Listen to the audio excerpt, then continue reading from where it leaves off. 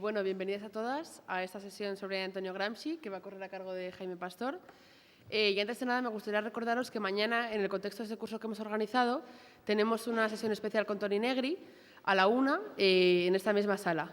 Luego también me gustaría decir que hemos recibido algunos correos de vosotros y vosotras diciendo que nos llegan los materiales.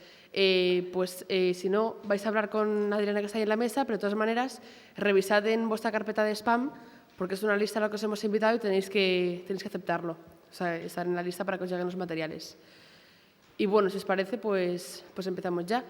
Jaime Pastor es profesor de la UNED y además es director de la revista Viento Sur y ha ofrecido amablemente a tutorizarnos en esta sesión sobre Gramsci. Y ya sin más dilación, pues Jaime, si quieres empezar. Bien. Hola, buenas tardes. Bien, ante todo agradeceros a la Asociación Contrapoder, ¿no?, el haber sido invitado a este ciclo, que yo creo que es una muy buena iniciativa y bueno, espero que os sirva para ponerse no solo al día, sino también ver la funcionalidad de ese pensamiento crítico para la práctica, ¿no?, para la práctica política y social y cultural, ¿no? Entonces, bueno, el tema que me toca es bastante complejo y difícil, aunque son términos muy usados ya, ¿no?, que es hablar del pensamiento de Antonio Gramsci, que no llegó a culminar su obra, ¿eh? No podemos decir que haya una obra sistemática, ¿no?, bien comprensible, ¿no?, y eso ha llevado a que la gramsciología pues, se haya ido extendiendo en sucesivos periodos, ¿no?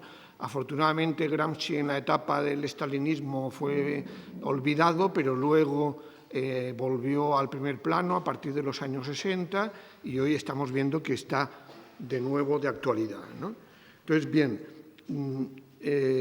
voy a apoyarme en este PowerPoint, ¿no?, pero bueno, evidentemente partiendo de que vosotros ya habéis leído o estáis leyendo, ¿no?, el texto de Perry Anderson, ¿no?, de las antinomias de Antonio Gramsci, ¿no?, y que, bueno, yo supongo que todo el mundo más o menos ha leído cosas de Gramsci, ¿no? Es decir, en fin, o está al tanto porque es un pensador muy recurrente, o muy recurrido, mejor dicho, en los últimos tiempos, ¿no?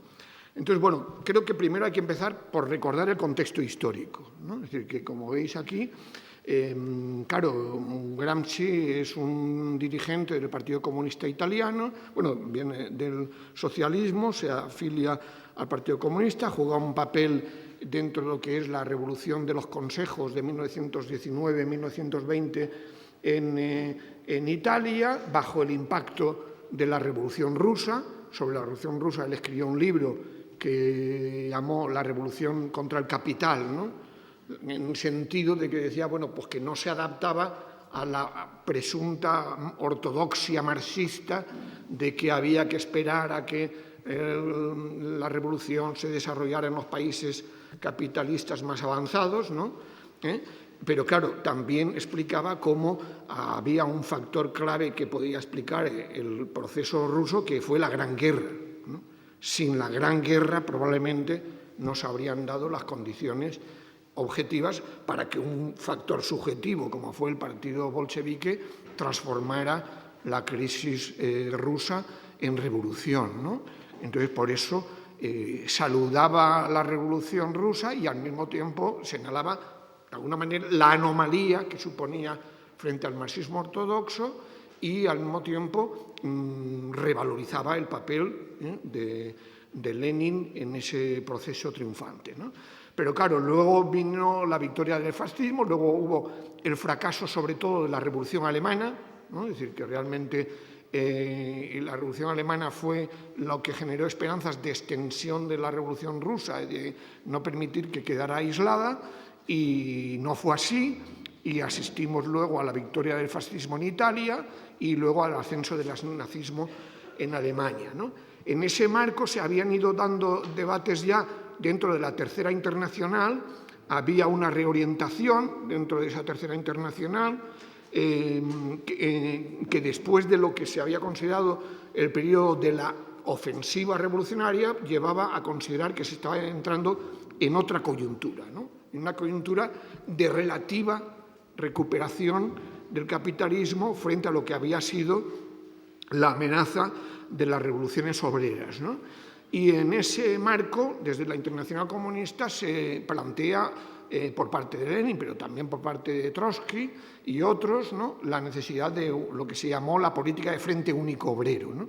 Política de Frente Único Obrero que tenía que ir ligada a la lucha por la hegemonía, pero entendida por la lucha por la hegemonía dentro de lo que era el conjunto del movimiento obrero, ¿no? Para que dentro de ese movimiento obrero, pues evidentemente hubiera al mismo tiempo la aspiración a ser hegemónicos en el conjunto de la sociedad. Por lo tanto, el concepto de hegemonía ya estaba usado, como os cuenta también Perry Anderson en el libro, desde prácticamente la última década del siglo XIX, en el debate en el contexto ruso, en el que el proletariado era una minoría numéricamente y se planteaba la necesidad de una alianza con otros sectores de la población, fundamentalmente con el campesinado, ¿no?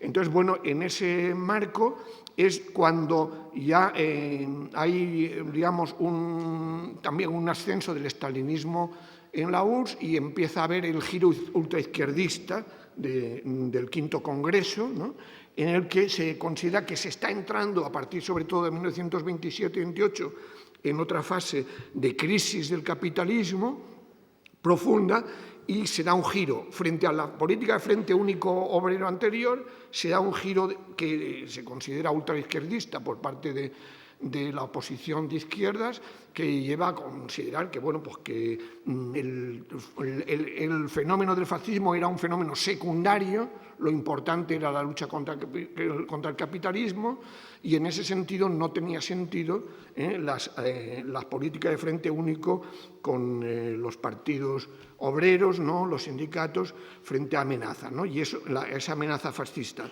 Y eso va a tener un alto precio en Alemania cuando se califica a la socialdemocracia de socialfascista, por ejemplo, ¿no?, o prácticamente se considera que son lo mismo fascismo y socialdemocracia. Entonces, en ese contexto es en el que hay que entender las reflexiones de Gramsci, ¿no? Entonces, parten sobre todo de 1926-27, desde la cárcel. Ahí hay que recordar eso, que los graves problemas de traducción, porque Gramsci tenía que superar la censura de la cárcel.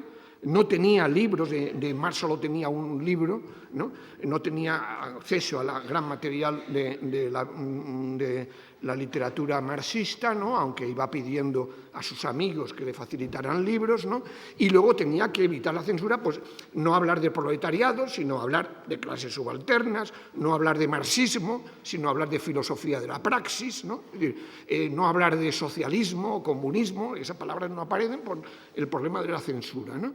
Y eso hay que entenderlo. Y además está ese diálogo por supuesto con Maquiavelo, pero también con Croce, que juega un papel importante en su pensamiento, Giovanni Gentile y Georges Sorel. Georges Sorel, que es un pensador del anarcosindicalismo de entonces, el sindicalismo revolucionario, mejor dicho, que luego derivará hacia el fascismo, ¿no? Pero claro, él ya ve que hemos entrado en un periodo de relativa estabilidad capitalista, y ahí es donde empieza a distinguir entre Oriente, Occidente y Estados Unidos, ¿no? Y América, ¿no? América. Entonces, yo creo que es importante, y eso, en fin, más o menos sí que queda relativamente bien descrito en el libro de Perry Anderson, ¿no? Es decir, lo que va destacando. Bueno, pues luego, si queréis, podemos citar frases, párrafos literales de Gramsci, pero yo creo que en esta primera exposición, para ver si me da tiempo a todo, pues no voy a dedicarme a citar mucho, ¿no? Sino, ya digo, en todo caso, por si luego hay que aclarar conceptos, ¿no? Entonces, claro, lo importante es que, bueno, que realmente en Oriente lo que destaca es que el Estado es todo y la sociedad civil es una sociedad muy, muy frágil, ¿no? Y en ese sentido, claro, pues él insiste mucho en que en el caso de Occidente el contexto es distinto, ¿no? El contexto es distinto porque si en el Oriente la coerción juega un papel más predominante que la búsqueda de consenso, y además no olvidemos que en el caso ruso era prácticamente un Estado absolutista, ni siquiera era un Estado liberal, ¿no? Y en ese sentido, claro, pesaba mucho más lo que significaba la coerción frente al consenso, ¿no? Y en cambio en Occidente destacaba más esa combinación de coerción y de consenso y lo que significaba, evidentemente, la democracia política representativa como un instrumento también de legitimación del Estado y de la clase dominante, ¿no? Y en el caso de Estados Unidos, claro, ahí destacaba la diferencia también, porque claro, en Estados Unidos era una nueva sociedad, no había habido feudalismo, era una sociedad nueva, ¿no? Que por lo tanto se va generando un capitalismo que no tiene de alguna manera los lastres de lo que son los estados absolutistas europeos, ¿no?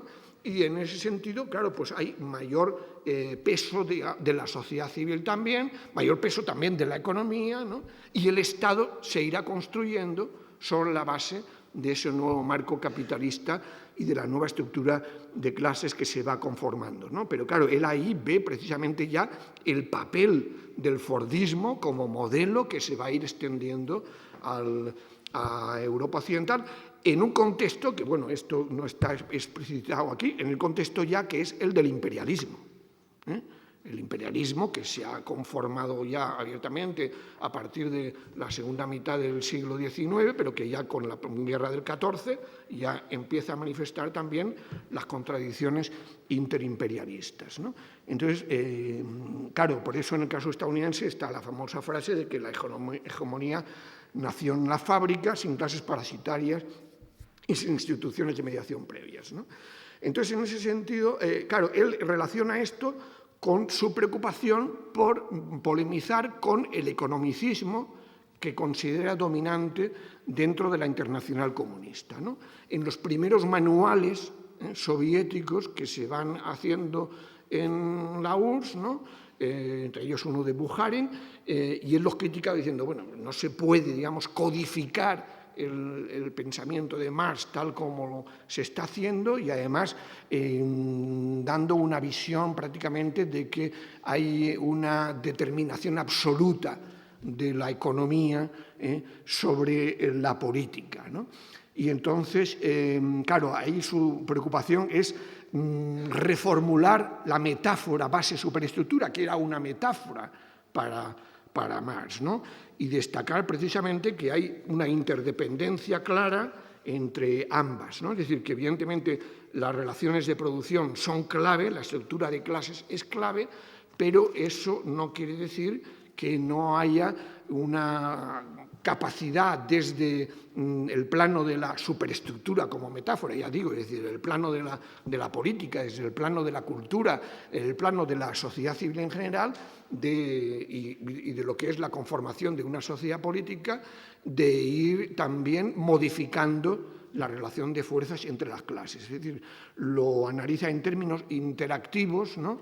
Y pone como ejemplo los mismos escritos de Marx sobre Francia, ¿no? El 18 Brumario, la lucha de clases en Francia, ¿no? Y luego, pero ya en una etapa distinta, lo que son las lecciones de la Comuna de París. Pero los escritos sobre Francia son los que realmente reflejan esa... También podemos comentar luego sentencias o, vamos, comentarios de textos de Marx en este sentido, en los que realmente, bueno, pues destaca mucho pues, el papel de las costumbres, el papel de la Iglesia, el papel de la escuela, en fin, toda una serie de aparatos, instituciones distintas, ¿no? Y por lo tanto, esperamos siempre, el problema es que, claro, se le conoce más a Gramsci, digamos, como representación del marxismo político, para entendernos. Pero eso no significa que Gramsci no valorara la importancia de la estructura de clases, de las relaciones de producción, ¿no? Y en ese sentido, bueno, yo me remito ahí a uno de los más recientes libros de Peter Thomas, que yo creo que es el más completo que ha salido hasta ahora sobre, que no está en castellano todavía, pero creo que se puede encontrar por internet, ¿no?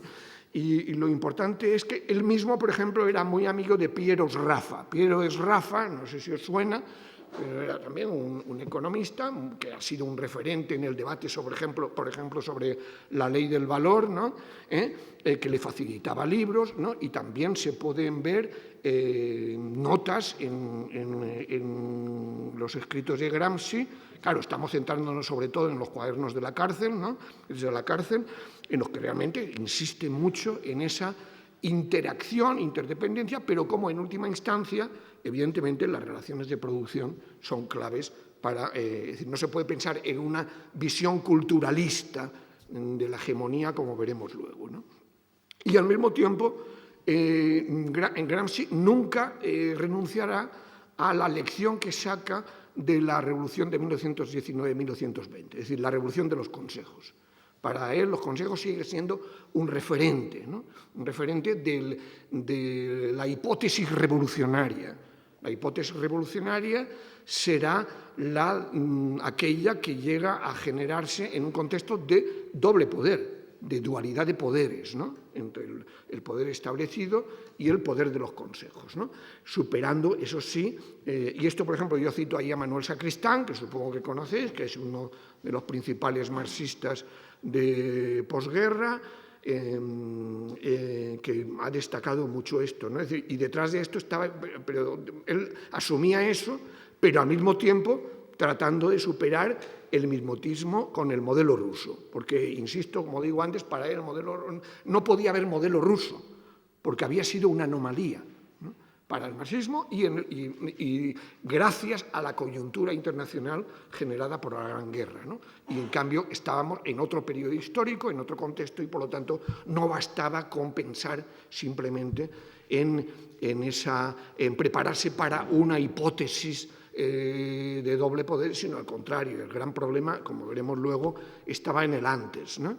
Entonces ahí entramos en el apartado ya de cómo a partir de ahí está tratando de ofrecer una visión del Estado más compleja que la clásica, diríamos, ¿no? O la ortodoxa, la presuntamente ortodoxa, ¿no? Es decir, no ver al Estado solo como máquina, solo como aparato coercitivo, digamos, o aparato de fuerza, sino también como aparato de búsqueda de consenso, ¿no? Entonces, ahí os pongo una definición literal, ¿no? Es decir, todo el complejo, para él, por eso habla de Estado pleno o integral, ¿no? Es decir, el Estado más allá de de las instituciones, digamos, estrictamente vinculadas al Estado. Es decir, todo el complejo de actividades prácticas y teóricas con las cuales la clase gobernante no solo justifica y mantiene su dominación, sino que consigue ganar el consentimiento activo de aquellos sobre los cuales gobierna. Por tanto, habla de una hegemonía acorazada de coerción. Eso es lo que considera él que se da particularmente en los estados occidentales. Pero hay el tercer factor que normalmente no se le menciona mucho, que es la corrupción, ¿no? Él destaca que cuando no bastan la coerción y el consenso, está la corrupción, está el fraude, está la capacidad, digamos, de corromper a los adversarios, a los que desafían al propio Estado, ¿no? Y eso yo creo que, bueno, esto se ha utilizado mucho en el análisis de las relaciones internacionales. Hay una escuela gramsciana de relaciones internacionales, uno de cuyos principales representantes es Robert Cox, ¿no? que precisamente analiza, bueno, y el mismo Perry Anderson también se apoya en esto, ¿no? En otros textos, ¿no? Es decir, la relación también dentro del sistema de estados, como también cada estado, los estados hegemónicos, para ganar a otros estados se apoyan en un factor importante que es esa corrupción-fraude, ¿no? Por lo tanto, el poder no se encuentra solo en el Estado, sino que aparece difuminado en muchos centros de la sociedad. Él lo que propone es investigar los aparatos de hegemonía. Los aparatos de hegemonía, y ahí pone como ejemplos los medios de comunicación, la Iglesia. La Iglesia es clave en Italia, la Iglesia católica, ¿no? Él escribe mucho sobre eso. Tenéis un libro de un colega de esta facultad, Rafael Díaz Salazar, que tiene un libro que se llama El proyecto de Gramsci, que precisamente, además de hablar de conceptos básicos que estoy comentando aquí, desarrolla sobre todo los trabajos de Gramsci sobre el papel de la religión católica, ¿no? Como, ahora veremos luego, como construcción del sentido común, ¿no? Bien, y bueno, están la educación, los partidos, sindicatos, claro, luego hay un debate porque luego vendrá Althusser y defenderá la teoría de los aparatos ideológicos de Estado, tesis discutible, digamos, ¿no? Porque, claro, él lo sitúa en esto también en un término que utiliza de forma ambigua, como veis, o de distintas formas, mejor dicho, que es el término sociedad política, ¿no? Es decir, que ahí está, digamos,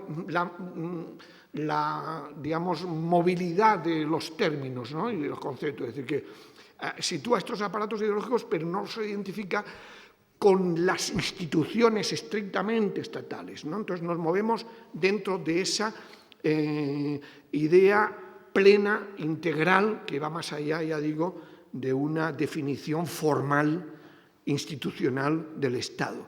Eso luego también Poulantzas lo retomará en otro sentido distinto, hablando precisamente del Estado como congelación, como expresión, mejor dicho, de la relación de fuerzas entre las clases en función precisamente de esa relación entre lucha de clases y Estado, ¿no? Y, bueno, y hegemonía versus contrahegemonía, ¿no? Entonces, entramos ya en otros conceptos clave que son hegemonía, bloque histórico y sentido común, ¿no? Entonces ahí veis, claro, esto se ha escrito mucho, pero en fin, lo que se plantea fundamentalmente es que, bueno, también ahí hay muchos que han escrito sobre esto, y yo no pretendo dar una definición ortodoxa, porque no la hay, ¿no? Es decir, sino que es una interpretación, pero podéis tener también a Althusser, ¿no? Althusser también ha hecho una lectura crítica del concepto de hegemonía de Gramsci, ¿no? Pero entrando en lo que dice, pues la hegemonía es eso, es cómo constituirse en grupo dirigente de las clases aliadas para poder ser luego dominante sobre las clases adversarias. Esa es la condición para construir un bloque histórico nuevo. Ese bloque histórico nuevo sí que implica la transformación de la estructura y las superestructuras. Es decir, que a partir de lo anterior, el Estado pleno integral, de alguna manera, es el que se sitúa en el marco de lo que es el bloque histórico dominante, ¿no? Entonces, frente a ese bloque histórico dominante, lo que se plantea es la necesidad de una estrategia alternativa que busque construir lo que nosotros ahora normalmente hablamos contrahegemonía, ¿no? Para ser más claros que Gramsci, ¿no? Y que eso significa construir otro bloque histórico. Pero ahí es donde queda muy claro que él relaciona estructura y superestructura, ¿no? Es decir, que no se trata solo de conquistar la hegemonía en la superestructura, en el plano discursivo o en el plano cultural, si eso no tiene efecto en las relaciones de clases, ¿no? En un sentido contrahegemónico, ¿no? Ahí, claro, como no hay mucho uso del término, prácticamente, del término clase obrera, claro, él emplea el término de clases subalternas, ¿no? Clases subalternas, ¿cuáles son? Pues claro, el conjunto de las clases que se encuentran en relación o oposición con la clase dominante, ¿no? Entonces, claro, también hay un texto reciente que, por cierto, para hacer publicidad, acabamos de sacar en la web de Viento Sur, .info, de uno de los estudiosos de Gramsci sobre las clases subalternas, ¿no? Ahí podéis ver un poco cómo él matiza incluso de Liguori, es Guido Liguori, matiza artículos suyos anteriores sobre el concepto de clase subalterna, ¿no? Es decir, la clase subalterna sería el proletariado industrial, pero no solo, ¿no? Sería el campesinado, en el caso italiano, y serían otros sectores, digamos, incluso marginales que puedan existir, ¿no? Lo importante es que, y ahí hay escritos también interesantes, la relación entre espontaneidad y dirección consciente, es decir, que él analiza las clases subalternas en el sentido de que son subalternas de la clase dominante, pero eso no quiere decir que no haya siempre elementos potenciales de resistencia, no haya elementos, digamos, invisibles invisibles de luchas, ¿no? de boicot, ¿no? Esto, por ejemplo, hay un estudioso contemporáneo, James Scott, que estaría más próximo al anarquismo, ¿no? Pero que destaca mucho eso, ¿no? Es decir, las resistencias larvadas no visibles, ¿no? Entonces, Gramsci insiste mucho en esto también, la necesidad de que los intelectuales orgánicos de la clase obrera, que luego veremos, se esfuercen en buscar, ¿no? Los elementos de potencial desafío hegemónico, ¿no? Es decir, de potencial desafío hegemónico de la clase dominante por parte de esas clases subalternas, para que de ser subalternas pasen a ser autónomas, ¿no? Pasan a ser alternativas a la clase dominante, ¿no? Entonces, es otra idea buena a asumir. Luego, claro, insiste en la necesidad de introducir mecanismos de dirección de clase, no solo política, sino también moral e intelectual en la sociedad civil. Por lo tanto, ahí vemos siempre, ya digo, dentro de la complejidad y de la dificultad de descifrar y de sistematizar la lectura de sus cuadernos, esa preocupación conjunta de unir cultura, ética, política y economía. Porque eso sí, él desde el principio dejaba claro que, evidentemente, la necesidad de criticar la separación liberal entre economía y política, ¿no? Y que había que hablar de economía política, ¿no? Y, por supuesto, la importancia también de su relación con la ética y la cultura. Pero ahí hay una frase, una sentencia suya que cito, ¿no? Es decir, si la hegemonía es ético-política, no puede no ser también económica. No puede no estar asentada en la función decisiva que el grupo dirigente ejerce en el núcleo decisivo de la actividad económica. Volvemos a lo mismo, ¿no? Es decir, no podemos considerar que porque en el plano mediático, parlamentario, tengas una mayoría, incluso puedas controlar la agenda política, no quiere decir que sea automático, que eso te lleve a un cambio de relación de fuerzas entre las clases, ¿no? Hacen falta las mediaciones en los centros de trabajo, en donde se da, digamos, en el corazón de la lucha de clases, ¿no? Por eso el objetivo tiene que ser la ruptura del cemento ideológico, es otro término que utiliza, que asegura el consentimiento de las masas a la hegemonía de la burguesía. Esa debe ser tarea central. Por lo tanto, y también entonces entramos ahí con el concepto de sentido común, muy usado y manido, ¿no? ¿Qué se puede entender por sentido común desde Gramsci? Pues esa concepción popular tradicional propia del hombre medio, pero que está en transformación continua. Y ahí es donde existe en el ejemplo de la religión, y cómo la religión católica en Italia es un instrumento, vamos, a través de la Iglesia, es una institución clave de esa hegemonía, pero al mismo tiempo destaca cómo se está también desarrollando lucha de clases dentro de la Iglesia. También hay una religión popular que puede ser alternativa a esa religión, digamos, asociada con los valores de la clase dominante, ¿no? Frente a ese sentido común, apuesta por el buen sentido, ¿no? El buen sentido que sería ese elemento crítico respecto a las cristalizaciones y dogmatizaciones del sentido común. Necesidad, por tanto, de luchar por un nuevo sentido común, a través de un bloque intelectual y moral anticonformista y transformador. Bueno, ya habéis visto, ha habido escritos también de Gramsci, es decir, el conformismo social, ¿no? El conformismo social es otra crítica recurrente en muchas de sus notas, ¿no? Claro, bueno, también se han hecho populares ahora unos textos, ¿no? Un escrito, Odio a la indiferencia, ¿no? Entonces, esa era una de las preocupaciones claras en este plano, digamos,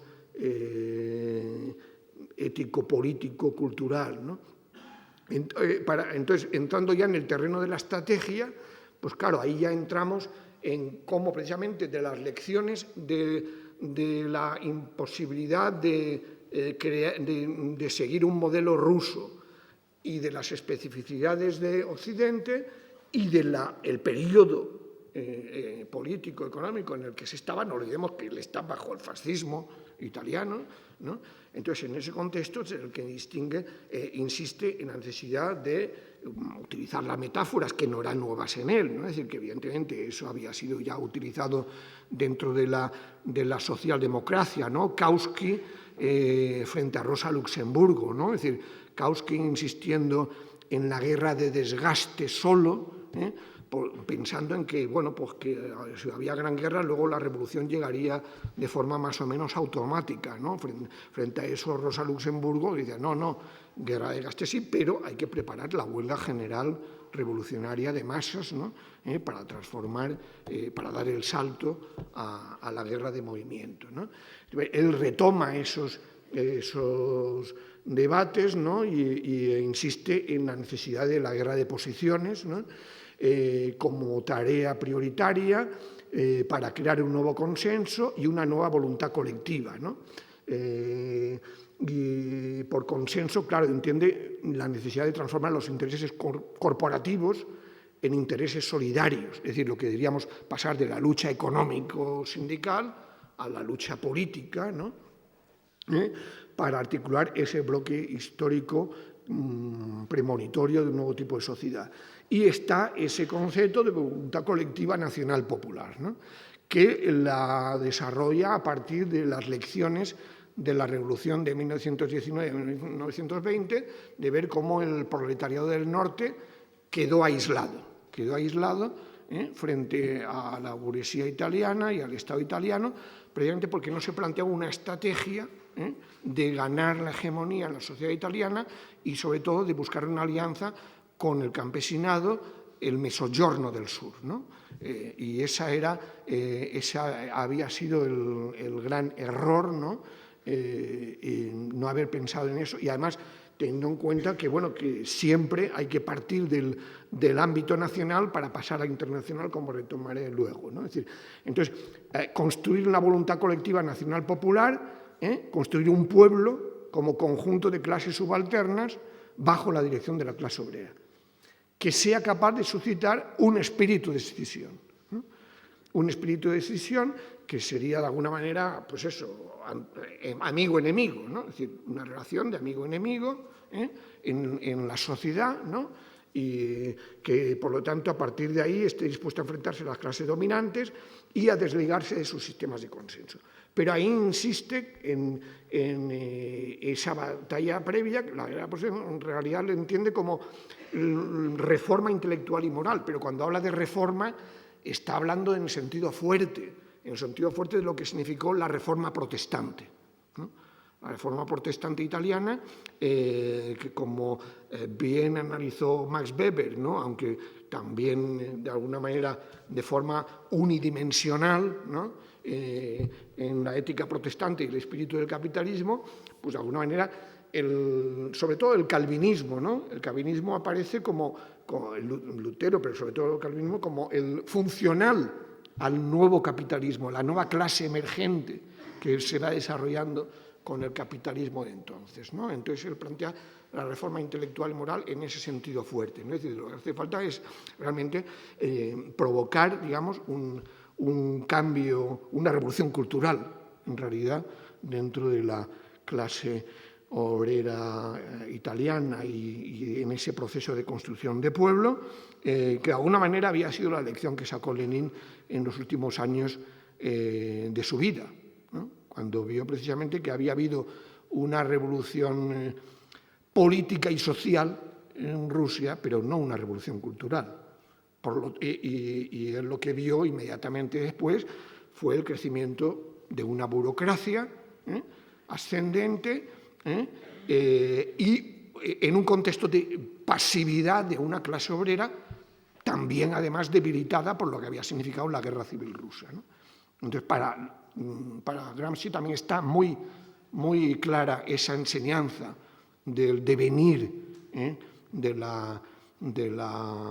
lo que había sido, de lo que era entonces el nuevo Estado soviético, ¿no? Entonces, bueno, ya digo, entonces, claro, ¿quién tiene que ejercer ese papel de promover esa reforma intelectual y moral, de promover esa voluntad colectiva nacional popular, ese cambio de sentido común, el Partido Comunista, ¿no? El Partido Comunista para él es el príncipe moderno, ¿no? El príncipe moderno, siguiendo lo que para Maquiavelo era el príncipe, es decir, pero que tiene que ser el intelectual orgánico de la clase obrera, ¿no? El que realmente sea el sujeto activo de construcción de esa voluntad colectiva mediante una pedagogía democrática, ¿no? Entonces, bueno, no sé cómo voy de tiempo. Bueno, media hora, vale, seguimos. Este lo voy a saltar y lo voy a pasar luego porque este es mejor. Entonces, claro, otros conceptos clave en Gramsci. Claro, él, a partir de todo lo anterior, luego dice, bueno, tenemos que analizar con qué tipos de crisis nos podemos encontrar bajo el capitalismo, ¿no? Entonces, bueno, él distingue entre crisis orgánica, ¿no? Crisis coyuntural y crisis histórica, ¿no? Se puede encontrar en sus escritos, ¿no? Crisis orgánica sería cuando realmente hay condiciones para la desagregación del bloque histórico dominante y, al mismo tiempo, un desafío organizado de las clases subalternas, ¿no? Ahí nos encontraríamos con una crisis orgánica del Estado, de ese Estado pleno o integral, ¿no? Y bueno, luego haremos, en ese contexto, ¿no? Distintas salidas. Ahí están los monstruos, los cesarismos, que comentaremos luego también, ¿no? Y crisis coyuntural, que sería más una crisis de gobierno, o incluso, claro, por ejemplo, en el caso español, pues tenemos una cosa intermedia, ¿no? No es una crisis de Estado, tampoco es una crisis de gobierno, hablamos de crisis de régimen, ¿no? Que sería una situación intermedia, ¿no? Entre ambas, ¿no? Y otra cosa ya mucho más profundo es una crisis histórica del capitalismo, que claro, en términos amplios de la palabra, no sirve de nada deducir de una crisis histórica del capitalismo que por ello se dé una crisis orgánica del capitalismo, que es lo que considera el error en la Tercera Internacional del Quinto Congreso, ¿no? Es decir, cuando realmente de una crisis del capitalismo, de lo que significa la crisis de 1929, el periodo que se abre, que ya a partir de ahí pues ya la revolución está al orden del día en todas partes, ¿no? Entonces yo creo que esas distinciones son importantes, ¿no? Y lo importante es que, claro, sobre todo en las crisis orgánicas se puede dar, o en las de régimen, se puede dar ese equilibrio de fuerzas de perspectivas catastróficas, ¿no? Es decir, entonces es cuando se pueden dar los monstruos o los cesarismos, ¿no? El cesarismos es un concepto muy importante también para Gramsci, porque lo aplica mucho, pues claro, pues para él Napoleón I fue un cesarismo progresista, Napoleón III fue un cesarismo regresivo, ¿no? El primero es, de alguna manera, el que responde es el termidor, eso sí, de la Revolución Francesa, pero en un contexto, digamos, progresista, ¿no? Frente a la Santa Alianza, ¿no? Pero que Napoleón III ya es el bonapartismo reaccionario contra lo que ya ha significado la Revolución de 1848, ¿no? Y bueno, eso se puede aplicar a muchos ejemplos, pero para él es muy importante, claro, no es lo mismo un cesarismo progresista que un cesarismo regresivo. Marx había utilizado más el término bonapartismo. Trotsky también utilizó mucho el término bonapartismo para el propio stalinismo, ¿no? Es decir, precisamente como reacción como contrarrevolución política, ¿no? Frente a lo que había sido la Revolución de Octubre, ¿no?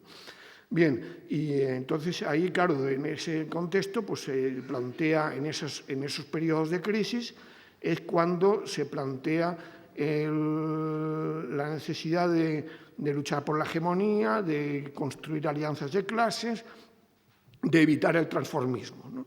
El transformismo es cuando se produce el trasvase de una clase al grupo enemigo, bien sea por voluntad, bien sea por absorción, ¿no? y es una de las formas de la revolución pasiva. Es decir, que él analiza esto o reflexiona sobre esto a partir del Risorgimento italiano, ¿no? Cuando realmente hubo una revolución pasiva, no hubo lo que él llama el momento radical jacobino. Es decir, no hubo una revolución popular, para entendernos, ¿no? Es decir, que era la gran diferencia entre Francia y Italia, porque tampoco asimilaba él los procesos, aunque hablaba de los estados en Occidente en términos generales, pero claro, cada estado se había conformado también con unas combinaciones distintas, ¿no? Y en ese sentido, claro, lo que se había producido es, de alguna manera, una transformación de las formas políticas de la sociedad, pero que no cambiaban los contenidos económicos de esa sociedad. Por lo tanto, eran simplemente, en el mejor de los casos, revoluciones políticas, ¿no? O restauraciones o autorreformas, ¿no? del Estado, ¿no? Y solo cuando hubiera en la medida que hubiera una hegemonía triunfante, solo entonces se podía pensar en una hegemonía expansiva. Es decir, cuando realmente ya no solo puede ser, se ha podido construir un nuevo bloque histórico, ¿no? Dirigente, de una clase dirigente sobre otra, sino que además incluso puede tener capacidad de absorción o neutralización de parte de fracciones de las clases adversarias, ¿no? Entonces, ese sería, claro, ya una etapa posterior, prácticamente después del momento de ruptura. Claro, ahí está la lectura crítica que habréis visto que Perry Anderson señala, ¿no? Es decir, que ahí siempre está la ambigüedad, que luego veremos en interpretaciones que se han hecho posteriormente, la ambigüedad en que, claro, él no abandona nunca la idea de guerra de movimiento, es decir, de la necesidad de pasar de guerra de posición a guerra de movimiento, de la ruptura, de la toma del poder, pero como se plantea la idea del poder en términos amplios, ¿no? Pues claro, a veces no queda explicitado suficientemente esa necesidad del salto, ¿no? Y entonces, claro, en ese sentido, Perry Anderson insiste mucho en que ahí no destaca suficientemente la diferencia entre lo que han de ser las revoluciones socialistas, las revoluciones anticapitalistas, frente a las revoluciones burguesas, ¿no? Es decir, la burguesía es capaz de ir conquistando la hegemonía a partir de un poder económico que ya está ganando en la sociedad, ¿no? En las relaciones de producción, ¿no? En cambio, la clase obrera no. La clase obrera, como máximo, en esa etapa, bueno, pues podía tener un movimiento cooperativo, podía tener unos sindicatos potentes, pero no, desde luego, tener una capacidad de control de los sectores estratégicos de la economía previamente a la toma del poder, ¿no? Entonces, ahí hay un margen de interpretación, digamos, posible, discutible, de lo que entendía Gramsci, pero lo que es evidente que él además teniendo en cuenta en las condiciones de autocensura en las que se encontraba, pues también es comprensible estas ambigüedades, ¿no? Pero es obvio que él, claro, el horizonte que tenía, bueno, él de alguna manera nunca cuestionó, tampoco podía emplear el término, ¿no? El concepto de dictadura del proletariado. El concepto de dictadura del proletariado era el compartido por lo que era la Internacional Comunista, ¿no? Entonces, claro, ya digo, dictadura del proletariado en el sentido socioeconómico, ¿no? Pero él entendía que obviamente eso debería ser después. Y por eso, claro, tampoco habla de socialismo, comunismo, habla de sociedad regulada, ¿no? El horizonte de esa lucha por la hegemonía, de esa construcción de una hegemonía expansiva, del paso de la guerra de posiciones a la guerra de movimiento, tiene que ser la construcción de una sociedad regulada en la cual el Estado también se vaya conformando en lo que él llama, y eso no lo he puesto ahí, pero además el Estado guardián nocturno, diríamos, ¿no? Es decir, el Estado que también se va autolimitando, que va reduciendo de alguna manera gradualmente sus funciones para que la propia sociedad se vaya dotando de ellas, lo que llamaríamos una sociedad autogestionada, diríamos, ¿no? Bueno, entonces paso... Bueno, sí, antes había otra... A ver, ahora ya cómo lo hago. Sí. No, otra para atrás. Sí, entonces, a ver, no. Sí, esto me había saltado antes. Bueno, y él también, otra parte interesante, claro, que liga con lo que yo decía, a pesar de las ambigüedades, él hablaba de que hay distintas fases en las relaciones de fuerzas, ¿no? La de las relaciones de fuerzas sociales objetivas, la de las relaciones de fuerzas políticas, es decir, que significa ahí valorar el grado de homogeneidad, autoconciencia y organización de los distintos grupos sociales, ¿no? Y el factor internacional o geopolítico es muy importante, ¿no? Es decir, él precisamente a partir de la lección que había sacado del por qué triunfó la Revolución Rusa, insistía en una parte de sus escritos en el lugar geopolítico de cada sociedad, de cada Estado, ¿no? Es decir, no es lo mismo, el factor geopolítico era importante tenerlo en cuenta también, ¿no?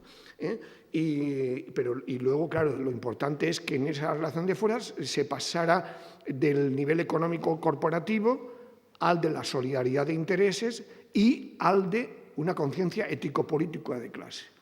Y de ahí pasaríamos ya a la siguiente fase, que sería la de la relación de fuerzas militares. Él también tiene muchos escritos sobre esto y, claro, evidentemente, él ahí reconoce que en última instancia es la fuerza la que, si falla todo lo demás, puede ser el último recurso de la clase dominante para impedir el triunfo de ese bloque contrahegemónico, ¿no? Y bueno, en ese marco, ¿no? Es decir, es una visión internacionalista, pero insistiendo en el que él insiste mucho en el que un punto de partida ha de ser nacional. Es decir, él insiste mucho que la clase obrera ha de ser nacional para ser internacional, ¿no? Es decir, o más bien dice, la clase obrera es internacional, pero que tiene que ser nacional en cada país, ¿no? Es decir, tiene que luchar por esa... no dice nacionalista, dice nacional. Es decir, tiene que ser la que demuestre a las clases subalternas que puede representar los intereses de esa nación, ¿no?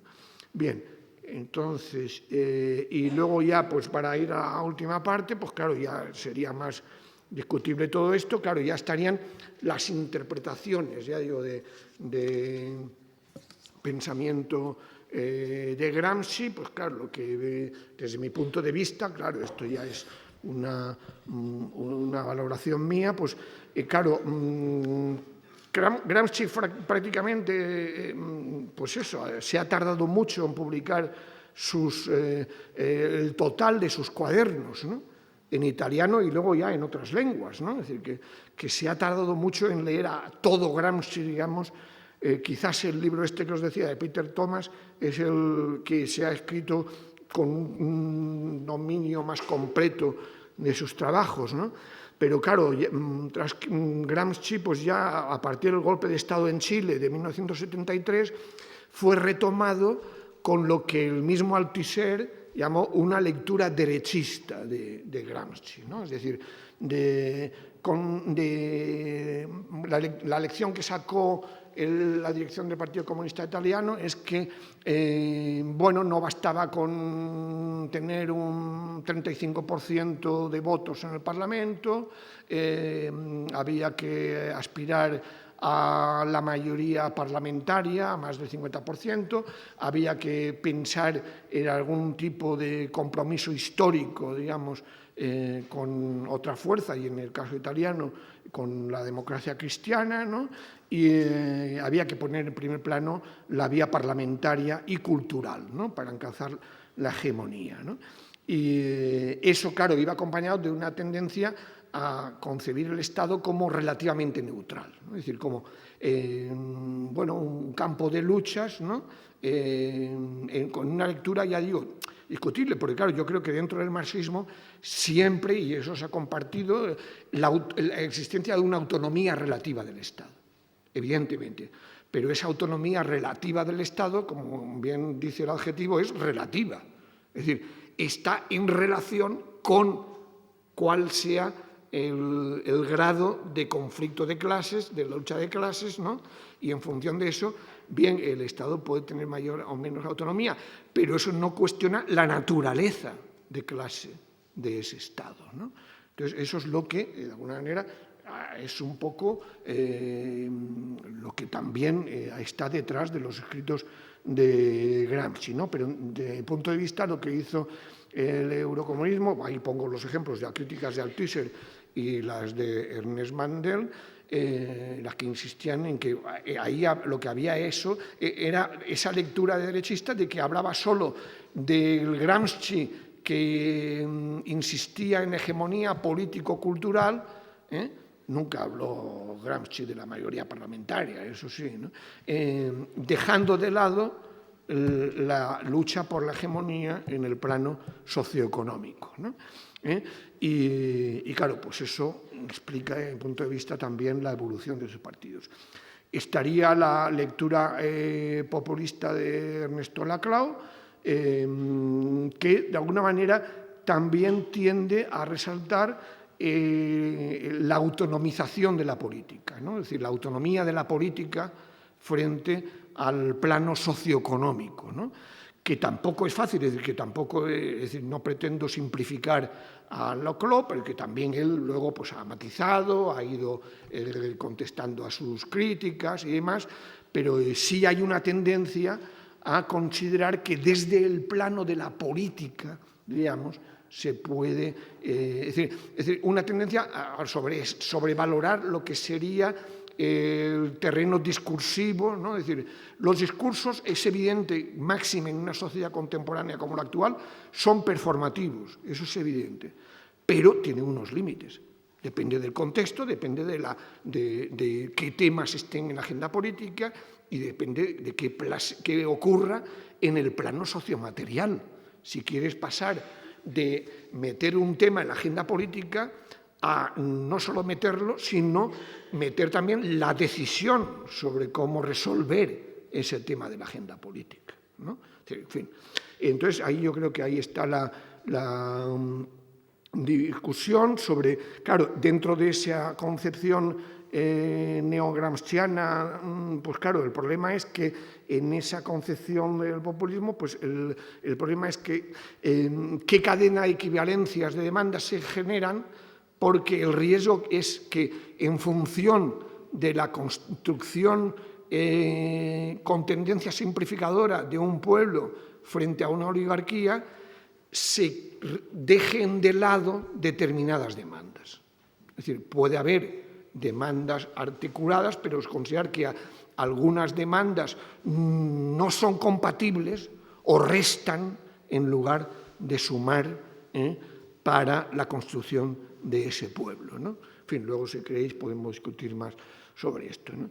Y claro, evidentemente, dentro de ese modelo pues, juega más papel el ideado carismático y plebiscitario que el partido.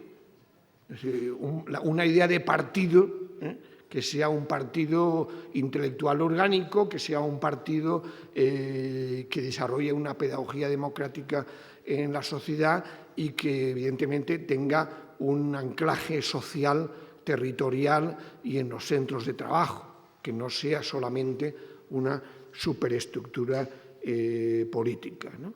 Y en ese sentido, pues claro, también hay matices, porque claro, Chantal Mouffe habla más de un populismo de izquierdas, pero ella misma reconoce, ¿no? Ella en el libro que tenéis con Íñigo Errejón, pues ella reconoce que se plantea simplemente una democracia agónica, no una democracia que realmente pueda ir más allá de la relación entre adversarios, ¿no? Tiene que plantearse el salto. Entonces ella no se plantea la necesidad del salto y por lo tanto deja explícitamente que no está de acuerdo con Gramsci cuando Gramsci siguió defendiendo la necesidad de pasar de guerra de posiciones a la guerra de movimiento, ¿no? Bien, luego hay otras lecturas, ¿no? Es decir, la lectura culturalista también fue una lectura culturalista que se puso de moda a partir sobre todo del 68, ¿no? Es decir, después del 68, bueno, pues sirvió también para lo que incluso en el mundo académico, ¿no? En el mundo anglosajón, sobre todo, ¿no? Los estudios culturales y subalternos, que han aportado enormemente en el plano de, bueno, en los estudios subalternos, ¿no? Pues tenéis enormes trabajos. Bueno, evidentemente, Eduard Said, por ejemplo. Eduard Said es un referente de los estudios subalternos, de alguna manera reclamándose de lo que, también de una lectura gramsciana. En el caso británico, en las cuestiones de la lucha contra el racismo también, ¿no? Incluso en las críticas desde estos estudios culturalistas a lo que significó la revolución pasiva de Margaret Thatcher, ¿no? Es decir, ahí, claro, siempre se ha dicho que Margaret Thatcher, en cierto modo, practicó un gramscismo de derechas, ¿no? Es decir, que realmente hizo ese discurso performativo de que la sociedad no existe, solo existen los individuos, ¿no? La culpabilización de los parados, de los migrantes, etcétera, ¿no? Es decir, el individualismo posesivo, que es muy viejo, pero que ella lo cultivó en un contexto de derrota de la clase obrera, ¿no? Entonces yo creo que pero claro, el problema de la mayoría de estos estudios que tuvieron la tendencia a subestimar la fractura social, es decir, la cuestión social. Es decir, pusieron por encima, esto también desde el feminismo lo ha criticado Nancy Fraser, ¿no? Nancy Fraser ha destacado mucho el papel del feminismo post-68ista, pero como luego no, se quedó en el plano, digamos, cultural, ¿no? La mayoría, ¿no? No vamos a generalizar, pero la mayoría de las feministas referentes, ¿no? Pues se quedaron en un plano cultural y dejaron de lado pues, lo que ha significado, bueno, digamos, esa revalorización y ese cuestionamiento del concepto de trabajo, esa revalorización del trabajo de cuidados, es decir, esa relación entre, digamos, cuestión de clase, cuestión de género, todo lo que es hoy, de alguna manera, lo que se conoce, bueno, pues como la interseccionalidad, es decir, esa idea de que no hay que anteponer, no hay que anteponer una relación de dominación a otra relación de dominación. Al contrario, lo que hay que hacer es ver cómo articular el conjunto de las fracturas, el conjunto de las relaciones de dominación para luchar contra todas ellas de forma articulada, precisamente para que esa construcción de pueblo, esa construcción de un bloque histórico, no deje a ningún sector de lo que para Gramsci eran las clases subalternas, ¿no? Fuera de ese proceso de construcción, ¿no? Entonces, bueno, claro, evidentemente hay la escuela Foucaultiana, ¿no? Es decir, también es muy interesante, ¿no? Es decir, que evidentemente hay también corrientes, ¿no? Incluso últimamente, pues mismo Laval y Dardot, ¿no? Que también proponen cierta fusión, diríamos, de Marx, Gramsci, Foucault, ¿no? Es decir, lo que significa la aportación de Foucault en la crítica del biopoder, de la biopolítica, pero ya digo, no poniendo la crítica de la economía política del capital a la crítica del heteropatriarcado, a la crítica, por supuesto, de la depredación ecológica, ¿no? Y a la denuncia del conjunto de opresiones, ¿no? Entonces, bueno, pues yo lo dejo aquí para que podamos tener ahora el coloquio y me aclaréis las dudas que tengo. Gracias. Bueno, ahora por si alguna tiene preguntas, si os parece, lo estructuramos en bloque de 3 en 3 y Jaime va respondiendo, si os parece bien. ¿Alguna querría empezar? En el anterior seminario, en el Gramsci, por lo menos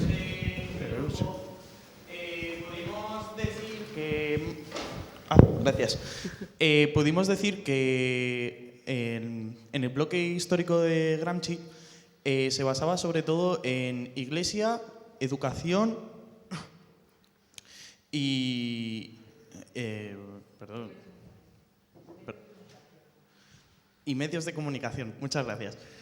Y pudimos decir que más o menos actualmente nos encontramos en el mismo contexto histórico que en el que se encontraba Gramsci, siendo más o menos no las mismas causas, pero básicamente sí, las mismas consecuencias que provocan que la hegemonía cultural no estén de nuestro lado. Entonces, según usted, ¿se podría afirmar eso? ¿Que nos encontramos básicamente en el mismo contexto histórico que Gramsci? Muchas gracias. ¿Alguien tiene alguna pregunta más? Vale, sí, en cuanto a la construcción de un sentido común, a la puesta en común del movimiento obrero, el proletariado y demás, hoy en día, en 2016, ¿cómo se podía construir si no tiene realmente la fuerza y las fuerzas plásticas que tenían antes, en los orígenes y en las construcciones que además ha habido? ¿Cómo? Sería la pregunta, si pudiera hacer. Gracias. Bueno, y perdona, ante todo, muy buena exposición. Me ha gustado mucho. Gracias. ¿Y alguna pregunta más? Cerramos este bloque de las 3 primeras preguntas. Vale, yo simplemente era para preguntar por un par de conceptos que se han tocado, pero por si se podía profundizar un poquito más en ellos. Lo primero, lo que sería la cuestión nacional en Gramsci, ¿no? Que yo creo que Gramsci tiene una contradicción bastante parecida a la que tenemos en el Estado español, porque al final en su juventud fue un independentista sardo, más o menos, ¿no? Y bueno, y al final acaba haciendo toda esa teoría sobre la cuestión nacional y tal, y creo que es interesante hablar sobre ello, si podías profundizar un poco más. Y luego sobre el concepto de ideología, que no está explícitamente en Gramsci, pero que yo entiendo que Althusser y luego Lacan y toda la gente que ha escrito sobre ese tipo de cosas las ha escrito también pensando en muchas de las aportaciones de Gramsci, ¿no? De qué es la representación del mundo, si es lo que dice Marx, si está dado la vuelta o si no, si puedes hablar de todo eso, que sería muy interesante. Y nada, muchas gracias por la ponencia, que ha sido muy buena. Espectacular. Bueno, pues a ver si puedo responder. Y no me llaméis de usted, soy viejo, pero somos aquí, esperemos tener una relación más horizontal, ¿no? E intergeneracional. Bueno, claro, la comparación con el periodo actual, hombre, claro, es que los contextos son muy distintos, ¿no? Es decir, que una primera gran diferencia es que, a pesar de que en aquel tiempo existía el fascismo italiano, se habían producido una derrota del movimiento obrero, el horizonte en el que se seguía reconociendo la clase obrera de entonces era un horizonte comunista, para entendernos, digamos, o socialista. Es decir, que no olvidemos que los años 30 son los años de confrontación entre fascismo y comunismo, ¿no? Entonces, eso ya es una diferencia de contexto radical, ¿no? Porque el contexto actual, como no he escrito yo, pero vamos, como se ha escrito por parte de mucha gente, ese horizonte utópico no existe. Es decir, hay que reconocerlo. Es decir, que realmente, de alguna manera, podríamos decir que después de la Segunda Guerra Mundial se pasó del paradigma de la revolución socialista o proletaria, ya digo, en términos generales, ¿no? El paradigma hegemónico para el movimiento obrero ya no era la revolución, era la seguridad social. La seguridad social. Por eso se llegó a consolidar esa idea de pacto social, ¿no? Y de estado del bienestar como el horizonte utópico posible, ¿no? Y luego, a partir de 2008, hemos entrado en la defensa del paradigma de la seguridad social. Ese es el problema, es decir, que el primer problema es el contexto, ya digo, es muy distinto, ¿no? Y en ese sentido es verdad que es peor. Pero al mismo tiempo podemos decir que el capitalismo de hoy tampoco promete ningún horizonte utópico. Es decir, el capitalismo de hoy solo puede, digamos, prometer, bueno, yo irónicamente en un artículo reciente solo puede prometer paraísos fiscales, ¿no? Es decir, que, veamos, es decir, solo puede prometer que te quedes como estás, ¿no? Que te quedes como estás y que, bueno, hay un colega, ¿no?, que habla del modelo Zara Caritas, ¿no? Es decir, por un lado, grandes multinacionales sobreexplotadoras y tal, y por otro lado, Caritas para consolar a los más marginados del sistema. Es decir, que también el capitalismo hoy se encuentra con un déficit de legitimidad creciente, ¿no? Entonces ya digo, bueno, no me quiero enrollar, pero el problema es ese, ya es que la pregunta da para mucho, ¿no? Es decir, que nos encontramos en esa contradicción, es decir, no hay un horizonte utópico más allá de la defensa de lo que se está perdiendo, pero tampoco el capitalismo puede ganar más legitimidad en el futuro en términos, digamos, de consentimiento. Es decir, puede lograrlo en lo que estamos viendo en Europa, es decir, digamos, en un nacionalismo proteccionista, xenófobo, es decir, de contentar a una parte de las clases subalternas autóctonas, ¿no?, en detrimento de las que vienen de otras partes, ¿no?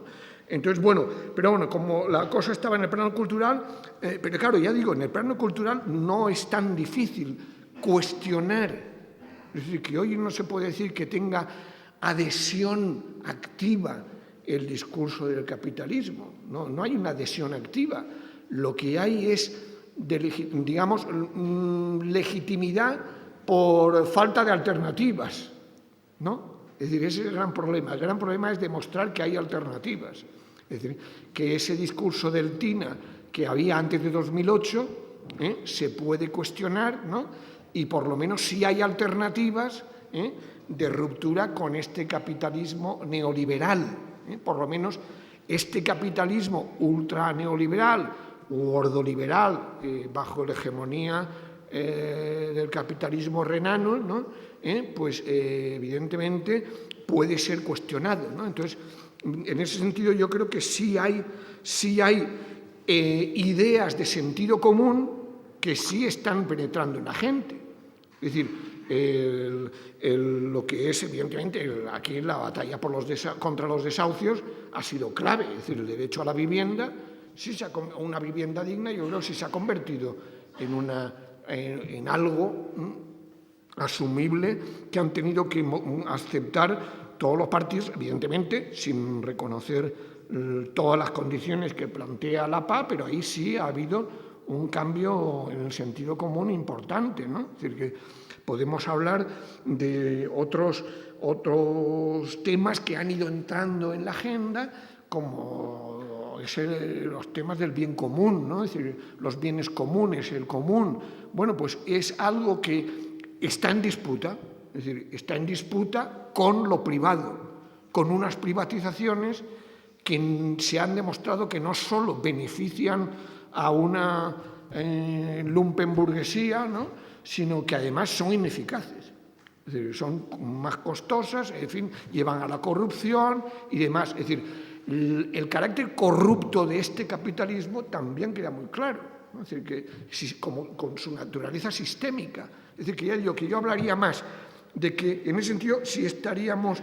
hay una tensión entre sentido común y buen sentido en torno a una serie de ideas y de valores, de derechos nadie dice que quiere cargarse el estado del bienestar, se lo están cargando todos los días, ¿no? Pero está el problema de la retórica, ¿no? Es decir, la tensión entre la retórica y la práctica.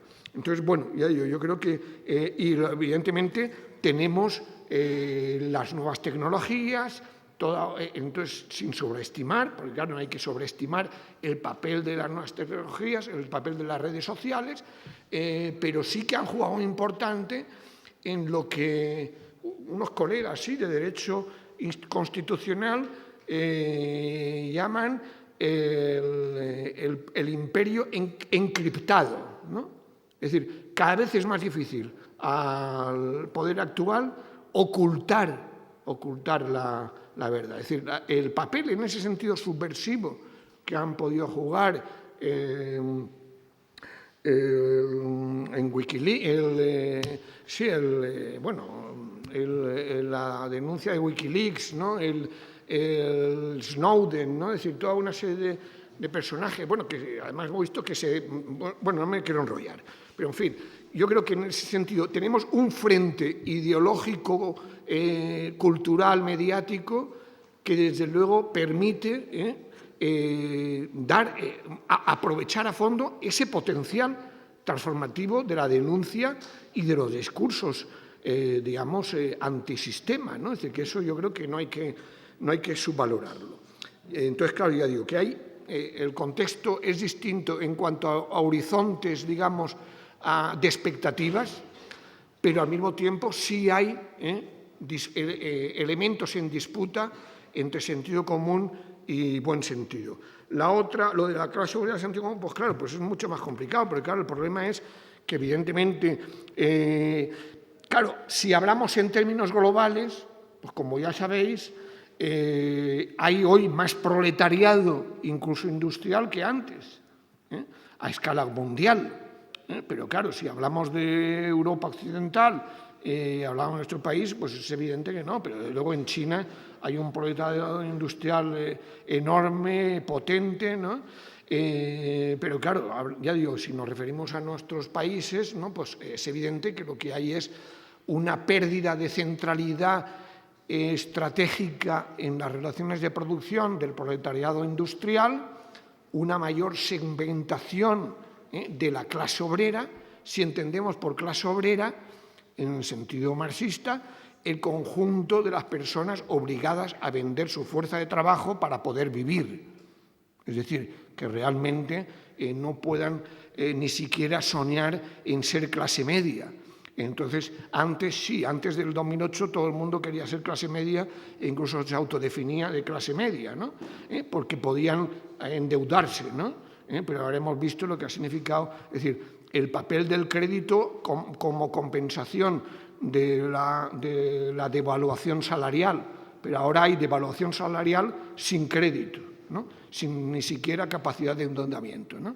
Entonces, claro, el problema es, claro, que para construir, el problema es que hay que construir la lucha económico-corporativa de la que hablaba Gramsci, ¿no? Es decir, la lucha sindical, es decir, hace falta un nuevo sindicalismo. Entonces, lo que tenemos hoy, experiencias como la PA, claro, que ha sido un sindicalismo social de base territorial, ¿no?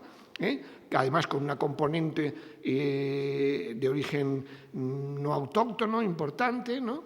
Pero sigue estando muy debilitado un sindicalismo obrero, ¿no? Entonces, claro, ahí el problema es cómo articular, en la línea de lo que plantea David Harvey, ¿no? Es decir, cómo articular luchas contra la acumulación por sobreexplotación de la clase trabajadora con luchas contra la acumulación por desposesión del conjunto de la mayoría social, ¿no? Y con el plano, por supuesto, también de las luchas contra las distintas formas de dominación política, cultural y demás, ¿no? Entonces, bueno, el problema es cómo pasar, ya digo, trasladar experiencias de luchas contra la acumulación por desposesión a las luchas en los centros de trabajo. Entonces, para hablar de casos concretos, aquí hemos tenido, en el caso de Madrid, las luchas de la sanidad, es decir, las luchas de la marea blanca en ese sentido, que claro, se ha desinflado también en parte por las victorias parciales que se lograron de parar determinadas privatizaciones, pero ha sido un ejemplo de defensa del derecho a la salud, de la sanidad como bien público, pero al mismo tiempo de lucha por la mejora de las condiciones salariales en el sector de la sanidad. Bueno, pues esas son vías que hay que plantearse en el futuro, ¿no? Pero evidentemente yo no tengo la receta, ¿no? Y el problema es cómo ya digo, cómo pasar, cómo tienen que hacer que pasen los sindicatos, como dicen los anglosajones, del dancing al boxing, ¿no? Es decir, bailaban en la etapa del neocorporativismo competitivo, ahora hay que ese neocorporativismo competitivo, además, es inviable, ¿no? De lo que se trata es de cuestionarnos, ¿no? Y plantearse un sindicalismo alternativo distinto, ¿no? Con una base territorial, porque es evidente que teniendo en cuenta la enorme componente de fuerza de trabajo precarizada, el lugar de organización de partida es más fácil que sea el territorio que el centro de trabajo, sobre todo si hablamos de las empresas red, ¿no? Bueno, pero en fin, de todas maneras ya digo que ahí hay elementos comunes, claro, por ejemplo, la reconstrucción de un nuevo sindicalismo posiblemente se tendrá que plantear también a escala más regional, digamos, de distintos países, ¿no? Es decir, que en ese sentido, bueno, pues esperemos, ¿no? Tal como está hoy Europa, pues esperemos que haya elementos comunes que se puedan plantear. Hoy, por ejemplo, ahora en Francia hay cierta reactivación de lo que es la movilización contra las reformas laborales, pero eso sí que está en la agenda, es decir, no hay un sindicalismo fuerte, pero hoy sí está en la agenda política la cuestión de la desigualdad social, la cuestión de las luchas contra las políticas austeritarias, ¿no?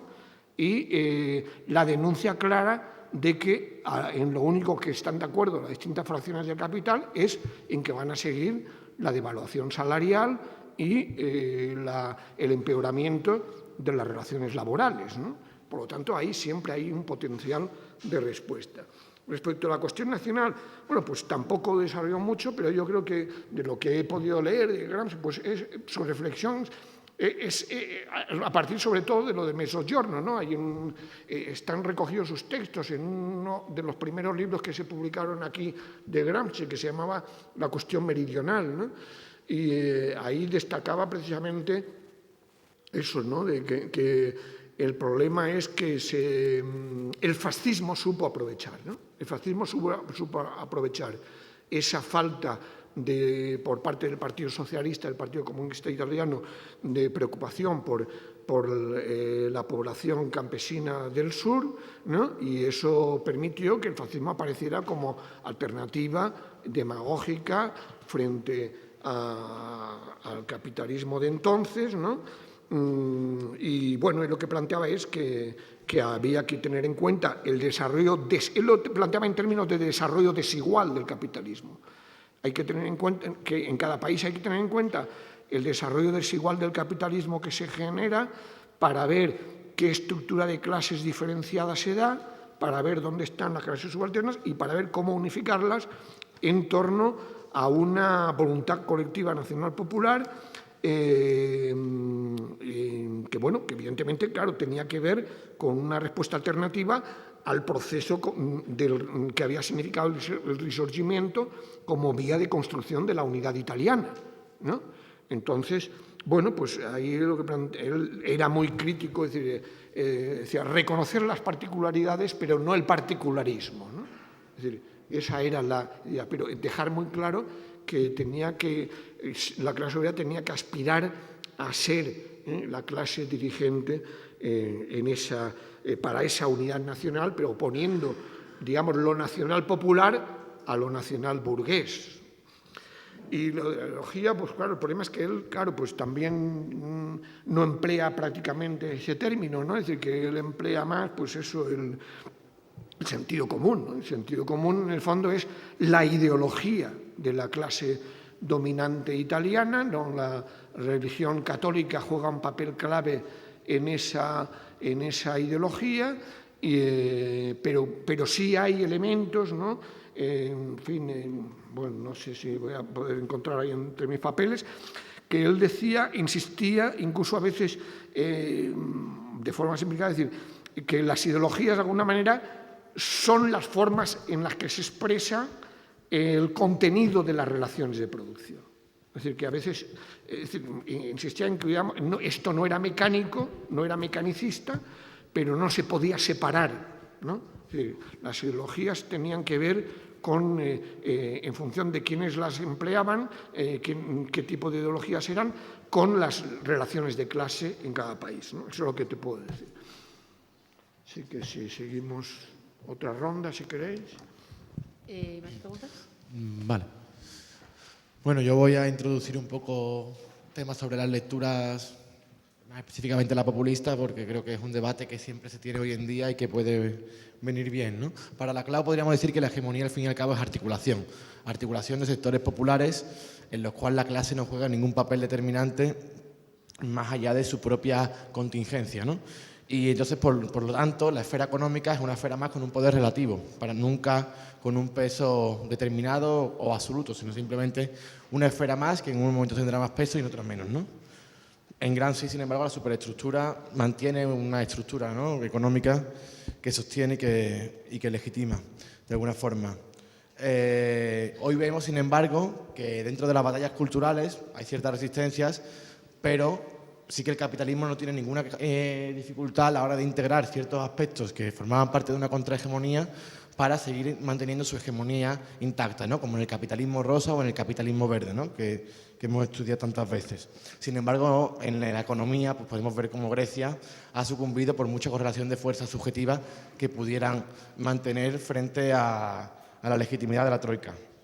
Entonces, mis preguntas son, ¿qué límites tiene la concepción populista de democracia radical dentro de lo que sería una estrategia socialista? ¿Qué límites tendría una estrategia, o sea, qué límites tendría la concepción populista de democracia radical dentro de lo que sería una estrategia socialista, cogiendo las palabras del título del libro de Laclau y Mouffe? ¿Y en qué términos es posible pensar una guerra de movimientos a día de hoy, teniendo en cuenta la increíble correlación de fuerzas desfavorables que mantenemos y el capitalismo articulado internacionalmente, desorganizado pero articulado internacionalmente y por lo tanto imposible de operar en una ruptura económica en un Estado-nación, ¿no? Muchas gracias. El compañero de ahí.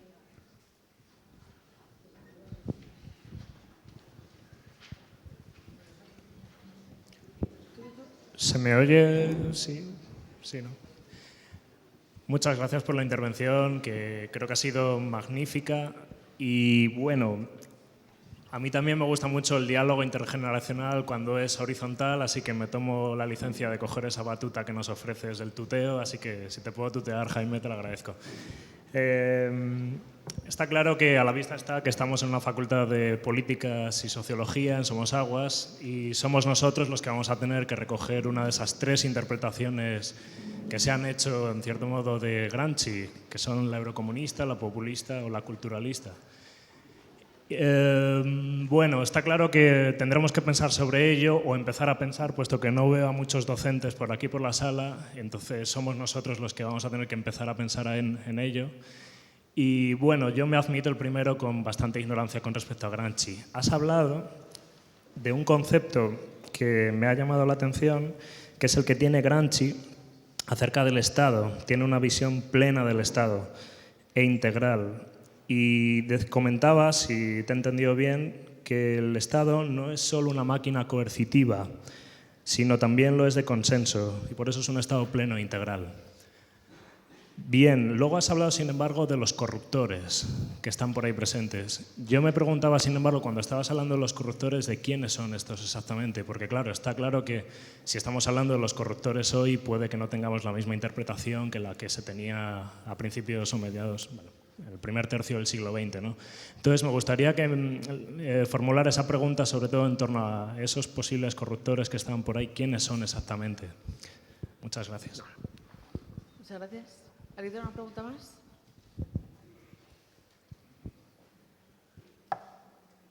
¿Nadie? Vale.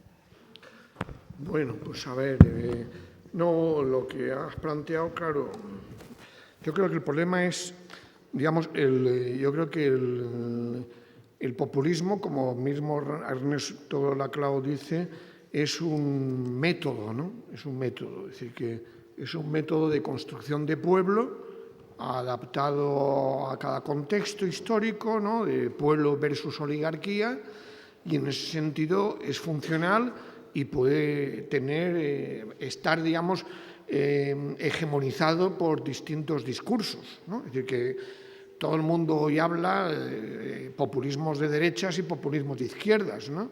Lo que pasa es que es verdad que Laclau prácticamente desde el año 78, ¿no? Es decir, yo recuerdo el primer texto sobre populismo suyo que yo recuerdo fue desde el año 78. Se apoyó, claro, fundamentalmente en lo que significó el peronismo y luego en las experiencias de América Latina y demás.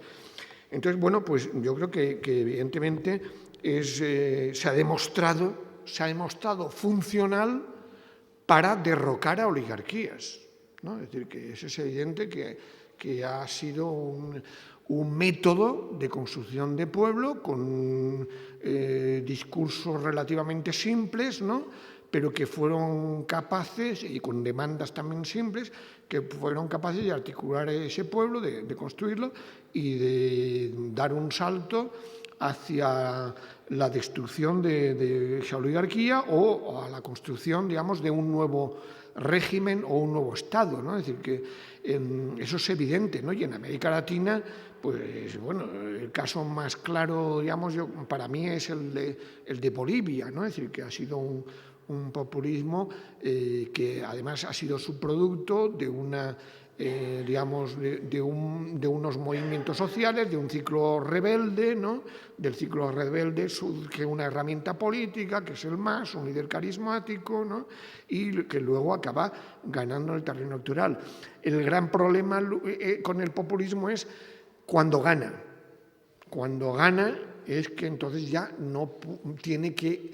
es decir, la agenda y los elementos de demandas que ha utilizado para poder llegar al poder ya no son suficientes.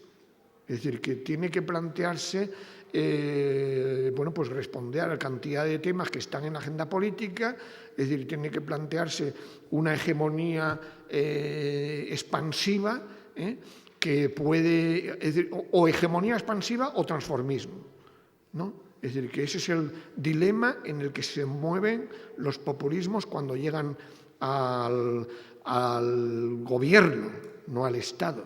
Claro, llegan al gobierno, pero el problema que tienen es que dentro del Estado es un Estado en disputa, pero evidentemente con una relación de fuerzas asimétrica dentro de ese Estado, dentro de ese conjunto de instituciones y aparatos del Estado pleno e integral, ¿no? Están el Poder Judicial, está el Ejército, están determinadas instituciones. Claro, no es lo mismo el populismo de Chávez con el Ejército detrás que el populismo de Evo Morales o el de Correa.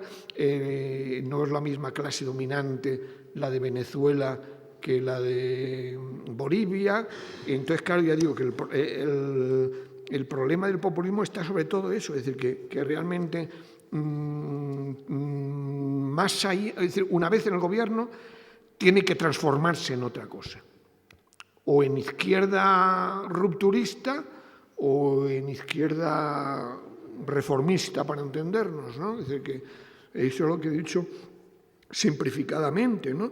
Pero claro, tampoco es lo mismo, evidentemente, un populismo en una nación periférica, en un país periférico, que en un país central. Claro, los populismos en Europa estamos viendo, ¿no? Hay populismos de derecha que, claro, en América Latina han sido populismos antiimperialistas, antineoliberales. Aquí los populismos de derecha son populismos xenófobos, son populismos excluyentes, ¿no? Y que combinan la denuncia de la burocracia de Bruselas o del euro con políticas económicas neoliberales también, ¿no? Es decir, que, en fin, eso es lo que podría decir, no sé si va en ese sentido lo que tú planteabas. Y en lo de la guerra de movimiento, pues claro, pues sí, evidentemente, ahora estamos en un periodo de guerra de posiciones, que evidentemente en el caso europeo tiene unos límites a escala nacional estatal, pero que eso no significa que haya que subestimar esa escala. Quiero decir que el problema es que tenemos que movernos en la combinación de distintas escalas, ¿no? Es decir, está la escala subestatal, como estamos viendo en Cataluña, ¿no?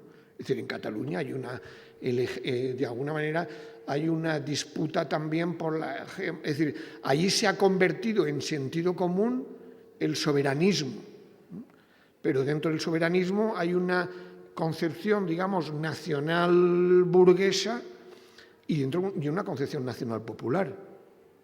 Es que luchan por la hegemonía dentro de ese movimiento soberanista, ¿no? Entonces, bueno, vamos a ver cómo evoluciona la cosa, pero ahí es decir, el problema es, digamos, que se pueden cambiar la relación de fuerzas, ir cambiando la relación de fuerzas a escalas diferentes, pero si no se combinan todas ellas, evidentemente, cada una por separado puede verse derrotada, ¿no? No sé si me explico. Es decir, que no se puede decir, no, vamos a tener que esperar a que haya un plan B para Europa para que aquí se cuestione el artículo 135, el pacto fiscal. Pues si esperamos, vamos de calle, ¿no? Es decir, que tenemos que empezar ya a plantear, digamos, una estrategia de desobediencia civil e institucional a unos dictats de un digamos, poder cesarista. Hay algunos colegas, ¿no?, que hablan de lo que se está conformando en Europa es un cesarismo autoritario, ¿no? Un cesarismo autoritario, tecnocrático, ¿no?, aparentemente tecnocrático, diríamos, ¿no?, pero muy político, con el Banco Central Europeo como ejemplo, en Grecia, ¿no? Es decir, en Grecia el que provocó el corralito fue el Banco Central Europeo, que de pronto dijo, no os damos dinero, no os damos liquidez para vuestros bancos, ¿no? Bueno, que ni siquiera eran de Cipras, claro, ¿no? Es decir, fueron ellos, es decir, el golpe de Estado financiero, ¿no?, el boicot financiero, monetarista, no los tanques en la calle, ¿no? Con lo cual, bueno, pues la cosa se hace más compleja. En fin, no me enrollo, pero vamos, yo creo que lo importante es que la guerra de posición es necesaria, pero sí son posibles victorias parciales en cada una de esas escalas que permitan por lo menos plantearse una estrategia de transición. Es decir, que ese es el problema, es decir, cómo plantear estrategias de transición que combinen distintas escalas de luchas para ir sincronizando los procesos de confrontación en el futuro.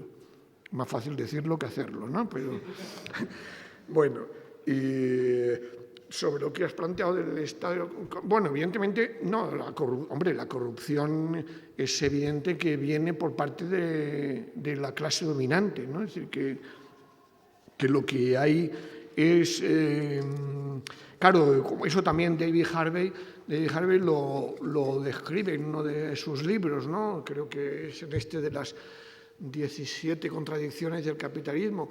El capitalismo siempre se ha movido en la dualidad legal-ilegal, ¿no? Es decir, siempre, o sea, aquí es muy viejo, ¿no?, ya de antes, ¿no?, echa la ley, echa la trampa, ¿no? Es decir, y claro, bajo el neoliberalismo esto ya ha sido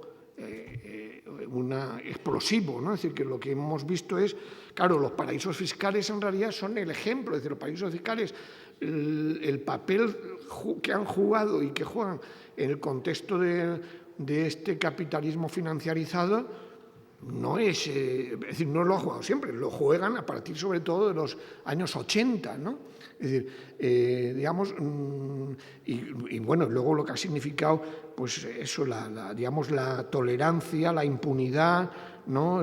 Bueno, claro, la industria automovilística ahora, ¿no? Volkswagen, ¿no? Es decir, Volkswagen y Deutsche Mark, ¿no?, los dos referentes del capitalismo renano, bueno, pues hemos visto cómo se saltan la legalidad, ¿no? Entonces, claro, evidentemente eso se hace sobre la base de corromper a la clase política respectiva, ¿no? Entonces, evidentemente, es ese poder oligárquico financiero que ha ido generando, además, esa lex mercatoria supraestatal, ¿no? Claro, el TTIP, pues el TTIP es una forma de los megatratados que están ahora en marcha, pues es una forma de legalizar lo que están haciendo más o menos, ¿no? Lo que ya han estado haciendo, que es el papel que juegan los lobbies para hacer que los gobiernos respectivos aprueben legislación que favorezca el libre movimiento de capitales, que favorezca pues eso, el favoritismo respectivo y demás, ¿no? Es como dice José Manuel Naredo, ¿no? Es el neocaciquismo. El neocaciquismo, en el caso español, que tiene, evidentemente, el caciquismo tiene una vieja historia, ¿no? Pues es eso, el neocaciquismo. Los caciques hoy no son los grandes dueños de cortijos, aunque también, ¿no? Sino también pues, los dueños de las grandes constructoras, ¿no? Los presidentes de los clubes de fútbol, ¿no? Y no de todos, ¿no? Pero en fin, de unos cuantos, ¿no? Y bueno, yo creo que lo tenemos claro todo esto, ¿no? Gracias. Bueno, pues si os parece lo dejamos aquí. Si alguien tiene alguna pregunta irremediable, pues se hace, pero me parece que si todos estamos de acuerdo, pues han sido unas preguntas muy interesantes y creo que ha quedado un concepto bastante claros para todas. Y bueno, darte las gracias, que ha sido una ponencia maravillosa y yo creo que todas hemos aprendido mucho colectivamente. Muchas gracias.